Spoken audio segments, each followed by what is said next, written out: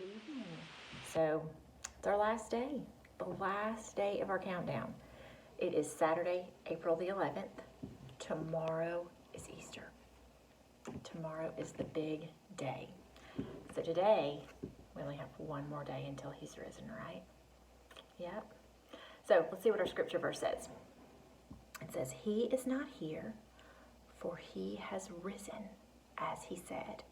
And that's Matthew chapter 28, verse 6. Our story in our Jesus Storybook Bible is God's wonderful surprise. Oh, what is that surprise? Remember I gave you a little sneak peek yesterday? Oh, the stone's been rolled away, hasn't it? Let's see. Jesus' friends were sad. I'm trying to take that picture. They would never see their best friend again. How could this happen? Wasn't Jesus the rescuer? The king God had promised? It wasn't supposed to end like this. Yes, but whoever said anything about the end? Just before sunrise on the third day, God sent an earthquake and an angel from heaven. When the guards saw the angel, they fell down with fright. The angel rolled the huge stone away, sat on top of it, and waited. At the first glimmer of dawn, Mary Magdalene and other women headed to the tomb to wash Jesus' body. The early morning sun slanted through the ancient olive trees, drops of dew glittering on leaves and grasses, little tears everywhere.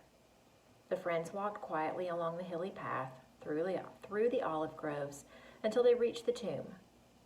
And immediately they noticed something odd. It was wide open. They peered through the opening into the dark tomb. But wait, Jesus' body was gone. So they've got some towels and some jars to go wash his body. No, look here. Who is it? And something else. A shining man was there with clothes made from lightning. "Don't be scared," the angel said. But they couldn't help it. They screamed anyway. The angel asked them, "What are you doing here? This is a tomb, and tombs are for dead people." The women couldn't speak. "Jesus isn't dead anymore," he said. "He's alive again." And their hearts leaped. And then the angel laughed with such gladness that they felt, for a moment, as if they had woken from a nightmare. See the surprise on her face? You can tell, huh?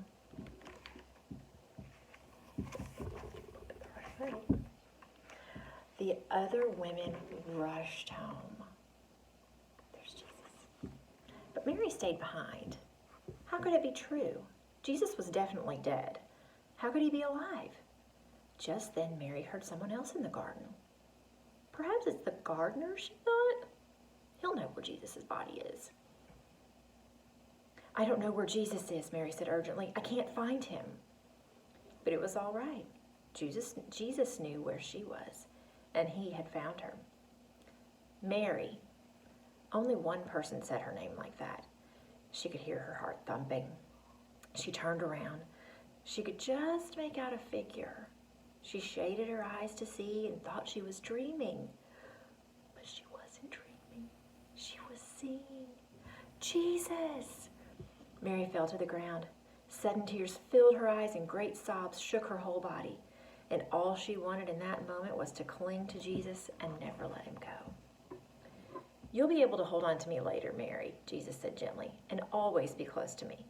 But now, go and tell the others that I'm alive." Mary ran and ran all the way to the city.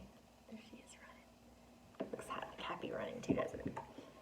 She had never run so fast or so far in all her life. She felt like she could have run forever. She didn't even feel like her feet touched the ground. The sun seemed to be dancing and gleaming and bounding across the sky, racing with her and shining brighter than she could ever remember in the clear, fresh air. And it seemed to her that morning as she ran, almost as if the whole world had been made anew, almost as if the whole world was singing for joy. The trees, tiny sounds in the grass, the birds, her heart. Was God really making everything sad come untrue? Was he making even death come untrue? She couldn't wait to tell Jesus' friends. They won't believe it, she laughed. She was right, of course. The end. All right, guys. So that's the end of our countdown. I will not see you tomorrow, but it's still Easter, right? It is still Easter, and that is still a wonderful thing that we can celebrate and rejoice and worship in our own homes with our families. So I love you. I miss you. I will see you Monday. We're going to do some fun stuff next week.